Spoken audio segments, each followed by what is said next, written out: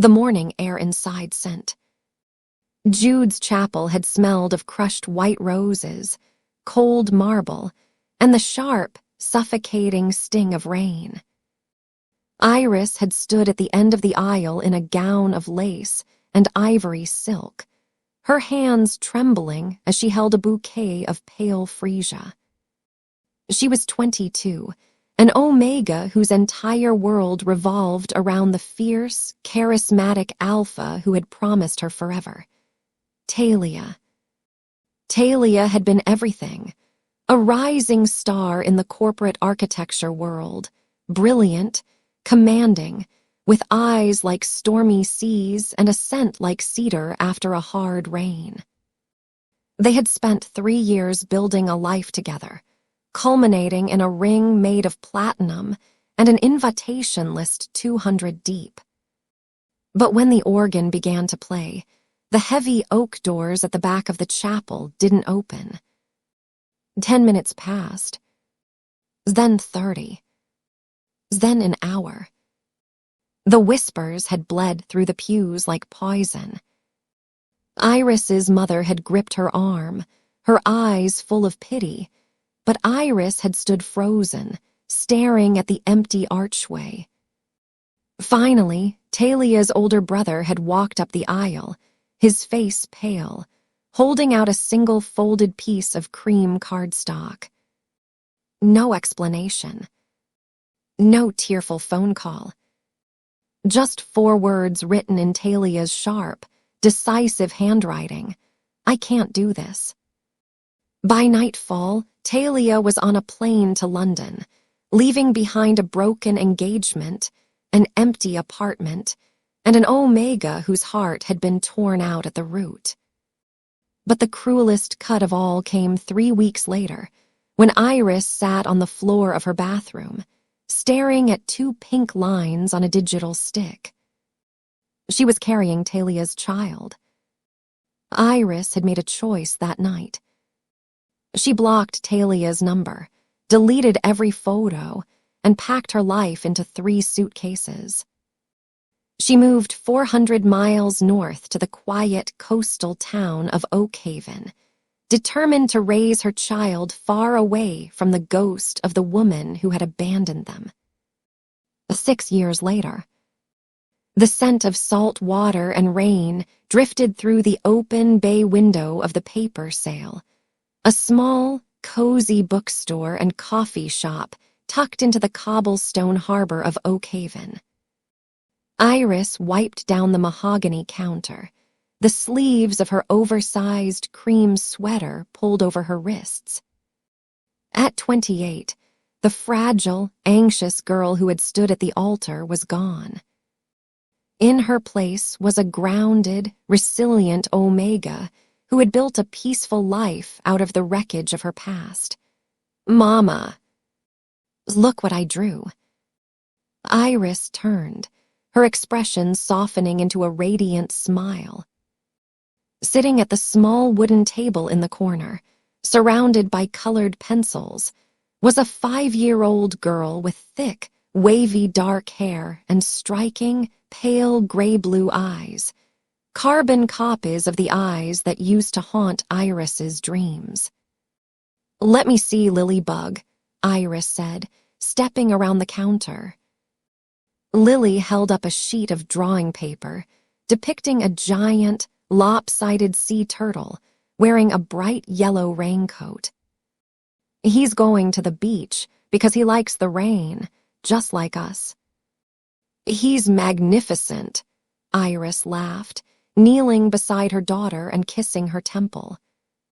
Lily's natural omega scent, sweet, warm strawberry and vanilla, bloomed happily around them. "If you put your pencils away, we can close up early and go get cinnamon rolls from the bakery." "Yay!"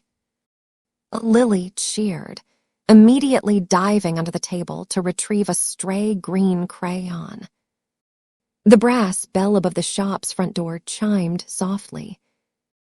"Just a moment." "We're about to close," Iris said automatically, standing up and smoothing down her apron as she turned toward the entrance. The words caught in her throat. Her heart stopped beating. Standing in the doorway, drenched from the sudden coastal downpour, was a tall woman in a dark charcoal trench coat.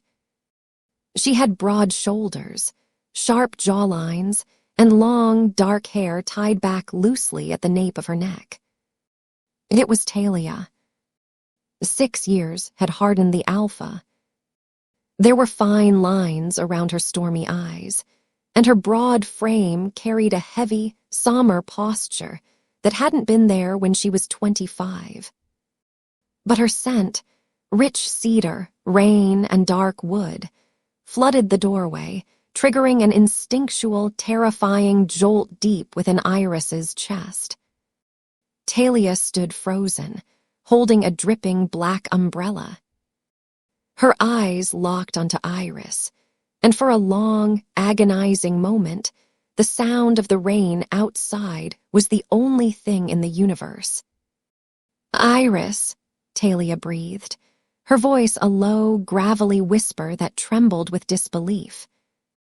Iris took a sharp step back, her knuckles turning white as she gripped the edge of the display table. Panic, white-hot and blinding, rushed through her veins. "How did you find me? I didn't," Talia stammered, stepping into the shop, her eyes taking in every inch of Iris's face. "I was brought in by the city council for the harbor renovation project. I was walking back to my hotel, and I saw you through the window." Talia swallowed hard, her chest heaving. "Iris. God, Iris, it's really you." "Get out," Iris whispered, her voice shaking violently. "Get out of my shop, Talia." "Iris, please. Just let me speak to you. Just 5 minutes. I've searched for you for 4 years. I said get out." Iris's voice cracked, the raw pain of a 6-year-old wound bursting wide open. Before Talia could step forward, a small, curious voice piped up from near the floorboards. "Mama." "Who is the wet lady?" Talia froze mid-step. She lowered her gaze. Creeping out from under the wooden display table, holding a stuffed sea otter, was a little girl. Talia's breath hitched. She stared down at Lily. The dark wavy hair. The delicate nose. And those eyes, her own gray-blue eyes staring back at her with innocent curiosity. Then the air in the shop shifted. Beneath the smell of paper, sea salt, and old wood, Talia's sharp alpha senses registered a faint, unmistakable scent coming from the child. A delicate mix of sweet strawberry, soft vanilla, and the unmistakable underlying trace of her own cedar bond. Talia's knees buckled. She slammed one hand against the doorframe to keep herself upright, her face draining of all color. Talia's voice broke into a hoarse whisper, her eyes darting frantically between the little girl and Iris. "Iris." "She has my eyes." Iris scrambled forward, instantly stepping between Talia and the child, shielding Lily with her own body. "She's mine," Iris said fiercely, her protective Omega instincts flaring wildly. "She is my daughter. Do not look at her." Talia dropped her umbrella. It clattered loudly against the hardwood floor. Tears welled up in the alpha's gray eyes, spilling over her smudged cheeks as she fell to her knees right there in the entryway, looking up at Iris with absolute, devastating realization. "She's 5, Talia whispered, counting the years in her head, her chest collapsing in agony. "Iris." You were pregnant when you left me at the altar, Iris finished, her eyes burning with angry, unshed tears. When you didn't even have the courage to tell me to my face that you didn't love me. Now get out before I call the police. Talia looked at the floor, her shoulders shaking with silent, racking sobs. The powerful, commanding alpha who had once walked away without a backward glance was completely broken, kneeling in the dust of the family she had destroyed. I'll go, Talia choked out, lifting her tear-streaked face. I'll go, Iris. But please don't run away again. Just let me explain. It's not for me. I know I don't deserve forgiveness. Just let me give you the truth. Iris looked at the woman on her knees. The anger in her chest was vast, but beneath it lay 6 years of unanswered questions that had haunted her quiet nights. Tomorrow, Iris said, her tone cold as ice. It's at the diner down the block, 8:00 a.m. If you try to touch her, or come near my home, I will disappear so deep into this country you will never see either of us again. Talia nodded desperately, wiping her eyes with the back of her hand. 8:00 a.m. I promise, Iris. I promise. The next morning, the sun broke through the coastal fog, casting a pale golden light over the harbor. Iris sat in a corner booth at the Anchor Diner, watching the clock.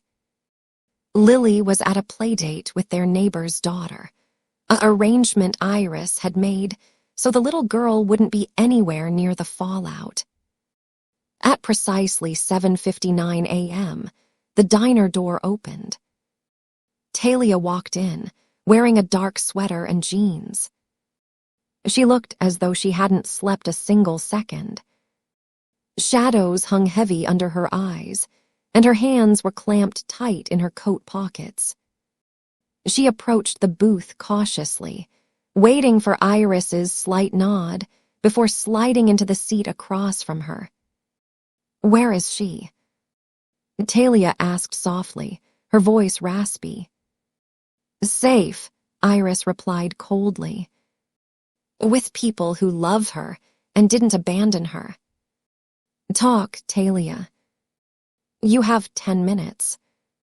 Talia wrapped her trembling hands around her paper coffee cup, staring down at the dark liquid.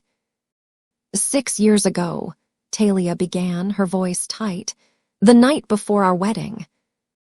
My father came to my apartment. Iris frowned slightly, caught off guard. She remembered Talia's father, a cold, ruthless alpha CEO who had always looked at Iris like she was an inconvenience. He brought 2 men with him, Talia continued, her eyes staring into the distance. And a stack of financial documents. My father had misused millions of dollars from his firm's pension fund to cover his own illegal investments. He was facing 30 years in federal prison. Unless someone took the blame. Iris's breath caught in her throat. He told me that if I went through with the wedding, Talia whispered, a tear slipping down her cheek, he would drag your family's name through the press, freeze the accounts holding your mother's medical treatment fund, and ensure that the scandal ruined your life before we even made it to our honeymoon. But if I agreed to take a plea bargain, step down from the firm, and leave the country for 5 years to clear the offshore accounts, he would leave you alone, pay off your mother's debts, and never touch your family. Iris stared at her, her voice barely a whisper. Why didn't you tell me? Because you were 22. Talia cried softly, leaning across the table, her gray eyes desperate. You were so innocent, Iris. You loved with your whole heart. If I had told you, you would have stayed by my side. You would have fought my father, lost your family's financial security, and spent your mid-20s visiting your disgraced fiancé in a federal holding facility. I couldn't let my father's poison ruin your life. So you broke my heart instead. Iris snapped, a hot tear spilling over her lashes. You let me believe I wasn't enough. You let me think I was so unlovable that you couldn't even stand to walk down the aisle. It was the hardest thing I've ever done, Talia sobbed, covering her face with her hands. I sat in that airport hotel, watching the clock tick past noon, knowing I was destroying the only good thing I had ever touched. I hated myself every single day. When the legal battles finally cleared 2 years ago, I came looking for you. But your mother wouldn't tell me where you went. She told me you had moved on, that you were happy. So I forced myself to stay away. Until yesterday. A silence settled over the booth, thick and heavy with the weight of 6 lost years. Iris sat back, her chest aching. The monster she had created in her head, the cold, selfish alpha who had tossed her aside, was gone. In her place was a woman who had ruined her own life to shield the person she loved, making a tragic, arrogant sacrifice that had cost them both everything. I didn't know about the baby, Iris, Talia whispered, looking up with raw, unadulterated pain. I swear on my life, if I had known you were carrying my child.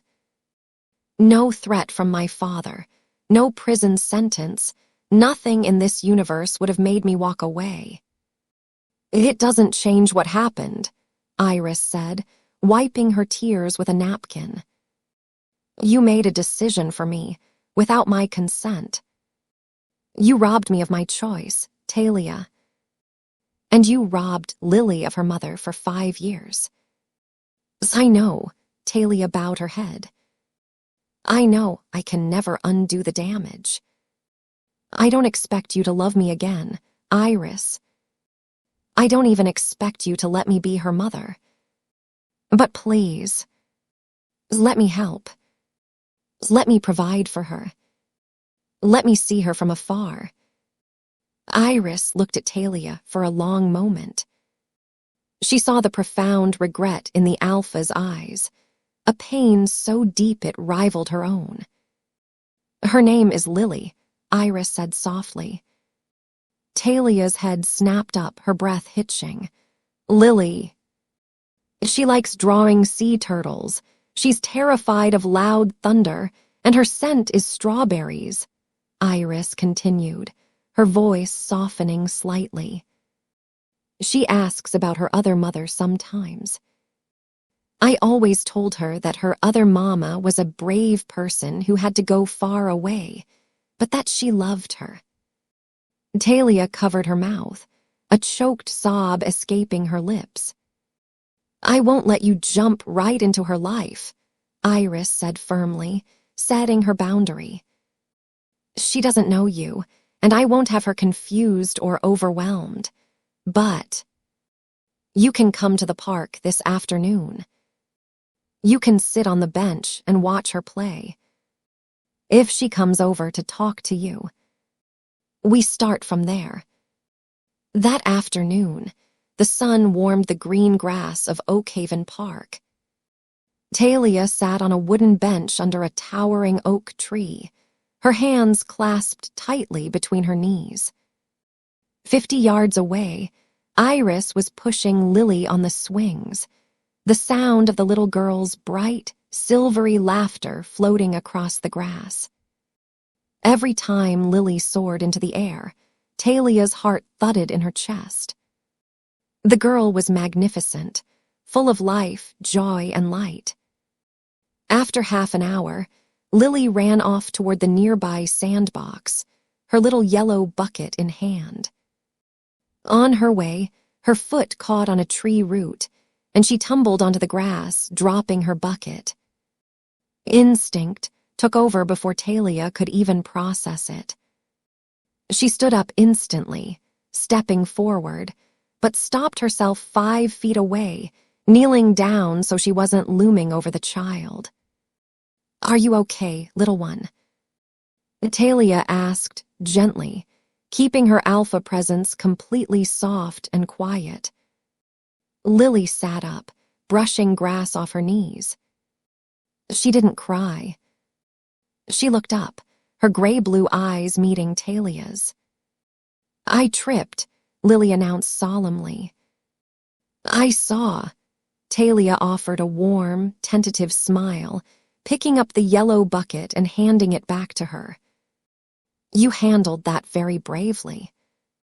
Lily took the bucket, her tiny fingers brushing against Talia's calloused hand. The little girl blinked, sniffing the air curious. "You smell like the rain," Lily said, her little nose twitching. "Like when the trees are wet." Talia felt a lump form in her throat, so large she could barely swallow. "Do you like the rain?" "Mama says rain makes the flowers grow," Lily said proudly. She looked back toward the swings, where Iris was standing, watching them closely with a mixture of anxiety and quiet hope. Then Lily turned back to Talia. "What's your name?" Talia swallowed her tears, offering the child her softest smile. "My name is Talia. Are you Mama's friend?" Talia looked over at Iris. Their eyes met across the grass. For the first time in 6 years, the tension between them wasn't sharp or angry. It was a quiet, fragile bridge built on shared history and an undeniable, enduring love for the little girl sitting between them. Iris walked over slowly, standing beside the bench. She looked down at Talia, then at Lily, who was now happily digging her shoe into the dirt. "She's an old friend, Lily," Iris said softly, kneeling down next to her daughter. "Someone who was gone for a long time. But she's back now." Lily beamed up at them both. "Can she come get cinnamon rolls with us?" Iris looked at Talia. The alpha was looking up at her with unspoken pleading, holding her breath, waiting for the verdict. Iris took a deep, steadying breath. The wound from 6 years ago would take time to heal, and trust would have to be earned back piece by piece, day by day. But as she looked at Talia kneeling in the grass, watching their daughter with tears of pure devotion in her eyes, Iris knew the story wasn't over. "Yes, Lily," Iris murmured, a small, genuine smile finally gracing her lips. "She can come with us." Talia let out a shaky, overwhelmed breath, reaching out to gently brush a dark lock of hair away from Lily's forehead. The alpha had left her omega at the altar years ago, lost in the storm of her own sacrifice. But here, in the quiet sunshine of a seaside park, holding her daughter's hand, she had finally found her way home.